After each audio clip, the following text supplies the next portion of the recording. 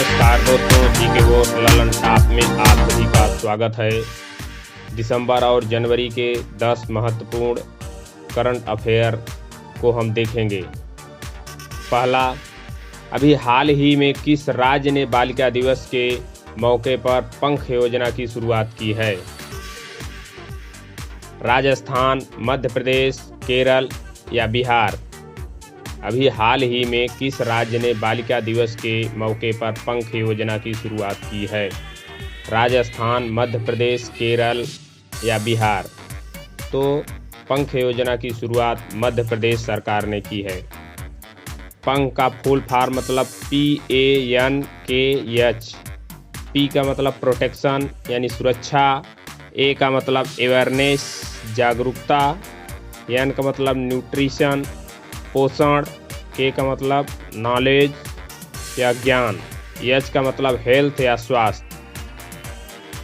मध्य प्रदेश की लोकसभा संख्या 29, राज्यसभा 11, कैपिटल यहाँ का भोपाल, CM शिवराज सिंह चौहान, राज्यपाल आनंदीबेन पटेल, मुख्य न्यायाधीश मोहम्मद रफ़ीक। इसके अन्य नाम हैं जैसे टाइगर स्टेट, सोया स्टेट, हृदय प्रदेश के नाम से भी जाना जाता है। गाय पर टैक्स लगाने वाला यह पहला राज्य है। जानवरों के लिए सबसे बड़ा अंडरपास यहीं पर स्थित है। ऐतिहासिक स्थल यहाँ के कौन कौन से हैं? यहाँ के ऐतिहासिक स्थल ग्वालियर का किला, तानसेन का स्मारक, ओरछा का किला, खजुराहो यहीं पर स्थित हैं। मध्य प्रदेश में ही विंध्य और सतपुड़ा की पर्वत श्रेणियाँ हैं। यहीं से चंबल, नर्मदा, ताप्ती, सोन, बेतवा महानदी निकलकर अन्य राज्यों में प्रवाहित होती हैं। यहाँ के राष्ट्रीय उद्यान पेंच, पन्ना, सतपुड़ा, वन विहार, कान्हा और बांधवगढ़ हैं। चलते हैं अगले सवाल की तरफ। सवाल नंबर 2, जर्मन वाच के ग्लोब क्लाइमेट रिस्क इंडेक्स 2021 में कौन सा देश सबसे पहले स्थान पर रहा? जर्मन वाच के ग्लोब क्लाइमेट रिस्क इंडेक्स 2021 में कौन सा देश पहले स्थान पर रहा? नॉर्वे, न्यूजीलैंड, मोजाम्बिक या अमेरिका? नॉर्वे, न्यूजीलैंड, मोजाम्बिक या अमेरिका? तो यह मोजाम्बिक देश है जो पहले स्थान पे है। अभी हाल ही में वैश्विक जलवायु जोखिम सूचकांक जर्मन वाच के वान में स्थित जर्मन वाच नामक एक NGO द्वारा जारी किया गया। भारत को 7वें स्थान पर रखा गया, वहीं मोजाम्बिक शीर्ष स्थान पर रहा। इस रिपोर्ट के अनुसार वर्ष 2019 में भारत में मानसून सामान्य से एक अधिक महीने तक जारी रहा।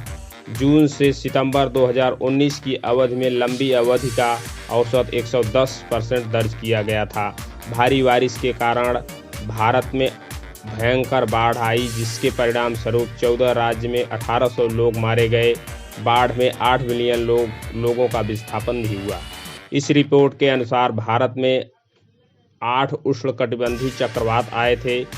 ग्लोबल क्लाइमेट रिस्क इंडेक्स क्या है? यह जर्मन वाच द्वारा सालाना प्रकाशित किया जाता है। यह सूचकांक देश और अर्थव्यवस्था पर चरम जलवायु घटनाओं के प्रभाव का विश्लेषण करता है। जर्मन वाच यह एक गैर सरकारी संगठन है। इसकी स्थापना 1991 में की गई। यह जर्मन के वान में स्थित है। चलते हैं अगले सवाल की तरफ।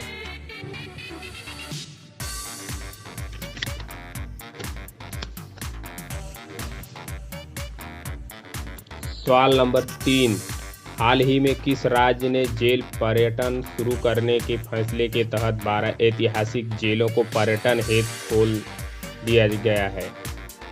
हाल ही में किस राज्य ने जेल पर्यटन शुरू करने के फैसले के तहत 12 ऐतिहासिक जेलों को पर्यटन हेतु खोला जाएगा? राजस्थान, महाराष्ट्र, कर्नाटक, मध्य प्रदेश? तो ये महाराष्ट्र राज्य है जो 12 ऐतिहासिक जेलों को पर्यटन हेतु खोल दिया गया है।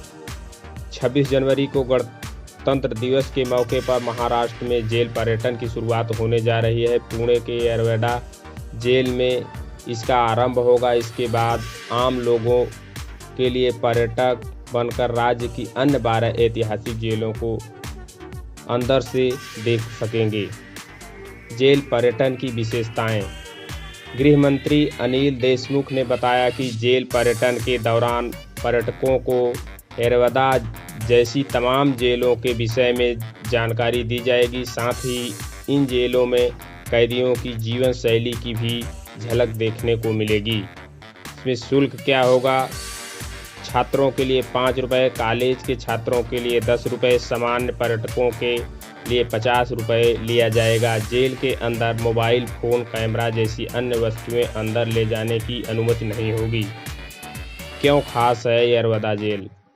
पुणे स्थित एरवदा न सिर्फ भारत की बड़ी जेलों में शामिल है बल्कि साउथ एशिया की भी हाई सिक्योरिटी वाली जेलों में से एक है। इसी जेल में आज़ादी के संघर्ष के दौरान महात्मा गांधी को इसी जेल में रखा गया था। संजय दत्त था 1993 के बम ब्लास्ट से लेकर 26/11 के आतंकी हमले तक के अभियुक्तों को यहीं रखा गया था। चलते हैं अगले सवाल की तरफ। सवाल नंबर 4। असाधारण क्षमताओं और उत्कृष्ट उपलब्धियों के लिए कितने बच्चों को प्रधानमंत्री राष्ट्रीय बाल पुरस्कार 2021 से सम्मानित किया गया?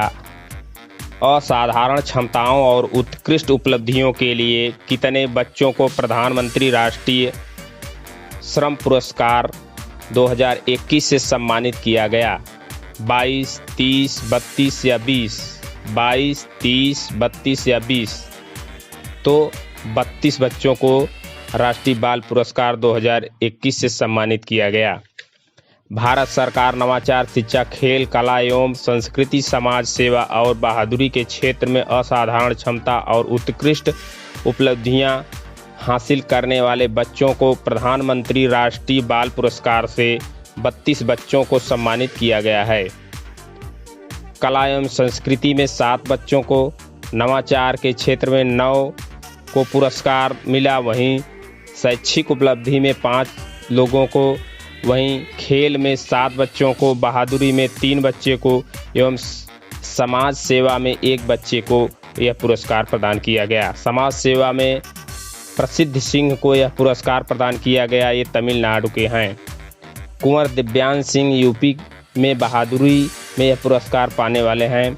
हाल ही में, चलते हैं अगले सवाल की तरफ। सवाल नंबर 5। हाल ही में संयुक्त उभयचर अभ्यास एमफेक्स 21 का आयोजन कहाँ किया गया है? हाल ही में संयुक्त उभयचर अभ्यास एमफेक्स 21 का आयोजन कहाँ किया गया है? अंडमान निकोबार, केरला, ओडिशा या वेस्ट बंगाल? अंडमान निकोबार, केरला, ओडिशा या वेस्ट बंगाल? तो ये अंडमान और निकोबार द्वीप समूह में किया गया अभ्यास एमफेक्स 21 का। यह बंगाल की खाड़ी में स्थित द्वीप समूह है। भारत का दक्षिणतम बिंदु निद्रा पॉइंट या पिग्मेलियन पॉइंट ग्रेट निकोबार द्वीप समूह पर है। द्वीप में है। इसकी राजधानी पोर्ट ब्लेयर है। यहाँ का सबसे बड़ा शहर पोर्ट ब्लेयर है। यहाँ के उपराज्यपाल एडमिरल देवेंद्र कुमार जोशी हैं। लोकसभा सीट 1 है। यह 572 द्वीपों का एक समूह है। चलते हैं अगले सवाल की तरफ। सवाल नंबर 6। हाल ही में भारत सरकार ने किसके नाम पर वार्षिक आपदा प्रबंधन पुरस्कार शुरू किए हैं? हाल ही में भारत सरकार ने किसके नाम पर वार्षिक आपदा प्रबंधन पुरस्कार शुरू किए हैं? नरेंद्र मोदी, अटल बिहारी वाजपेयी, सुभाष चंद्र बोस या सुषमा स्वराज? तो यह जो है सुभाष चंद्र बोस के नाम पर आपदा प्रबंधन पुरस्कार शुरू किया गया। यह संस्था और व्यक्ति को दिया जाएगा। संस्था को 51 लाख, वहीं व्यक्ति को अगर दिया जाएगा तो यह 5 लाख रुपया दिया जाएगा। चलते हैं अगले सवाल की तरफ। सवाल नंबर 7।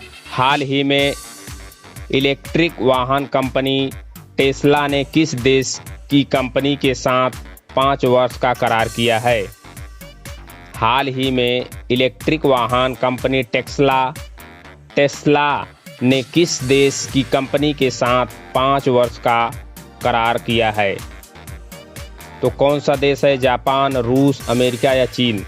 टेस्ला कंपनी वाहन कंपनी है जो इलेक्ट्रॉनिक वाहन कंपनी यह किस देश के साथ 5 साल का जो है करार किया है, तो चीन के साथ। ई कचरे का सबसे बड़ा उत्पादक देश चाइना है। प्लास्टिक कचरे का उत्पादक यूएसए है। हाई स्पीड मैंगलेव का सफलतापूर्वक परीक्षण चाइना ने ही किया। इसकी स्पीड जो है बुलेट ट्रेन से दुगना होगी। नई डिजिटल करेंसी चाइना ने जारी किया, जिसे DCEP के नाम से जाना जाता है। हाल चलते हैं अगला सवाल की तरफ। सवाल नंबर 8। अभी हाल ही में DRDO के scientist of the year award से किसे सम्मानित किया गया? अभी हाल ही में DRDO के scientist of the year award से किसे सम्मानित किया गया? अजय शर्मा, हेमंत कुमार पांडे, अभिषेक कुमार, सुनील कुमार। अजय कुमार शर्मा, हेमंत कुमार पांडे, अभिषेक कुमार, सुनील कुमार। तो scientist of the year award जो है हेमंत कुमार पांडे को मिला।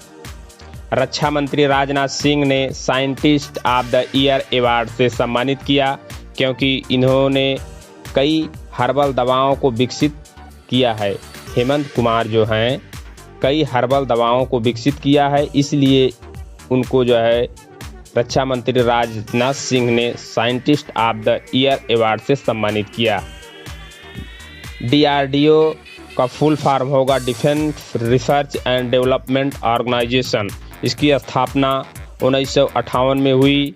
इसका मुख्यालय नई दिल्ली में है। इसके वर्तमान अध्यक्ष जे सतीश रेड्डी हैं। चलते हैं अगले सवाल की तरफ। सवाल नंबर 9। अभी हाल ही में बाजार पूंजीकरण के आधार पर देश की सबसे मूल्यवान कंपनी कौन बनी? अभी हाल ही में बाजार पूंजीकरण के आधार पर देश की सबसे मूल्यवान कंपनी कौन सी बनी? Wipro, Reliance, TCS, L&T, Larsen and Toubro. तो ये TCS कंपनी बनी है। इसके पहले रिलायंस नंबर 1 पर थी, परंतु अब TCS नंबर 1 पे हो गई, रिलायंस नंबर 2 पर है। चलते हैं अगले सवाल और अंतिम सवाल की तरफ। अभी हाल ही में राष्ट्रीय बालिका दिवस मनाया गया, किस दिन को? अभी हाल ही में राष्ट्रीय बालिका दिवस किस तिथि को मनाया गया? 10 जनवरी, 12 जनवरी, 23 जनवरी या 24 जनवरी?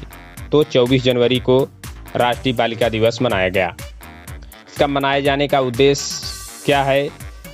इसका मनाए जाने का उद्देश्य यह है कि समाज में बालिकाओं को उनके अधिकारों के प्रति जागरूक करना। इसकी शुरुआत महिला एवं बाल विकास मंत्रालय द्वारा भारत सरकार ने 2008 में शुरू की, जिसमें बालिकाओं के लिए स्वास्थ्य और सुरक्षित वातावरण बनाने सहित जागरूकता कार्यक्रम आयोजित करना शामिल है।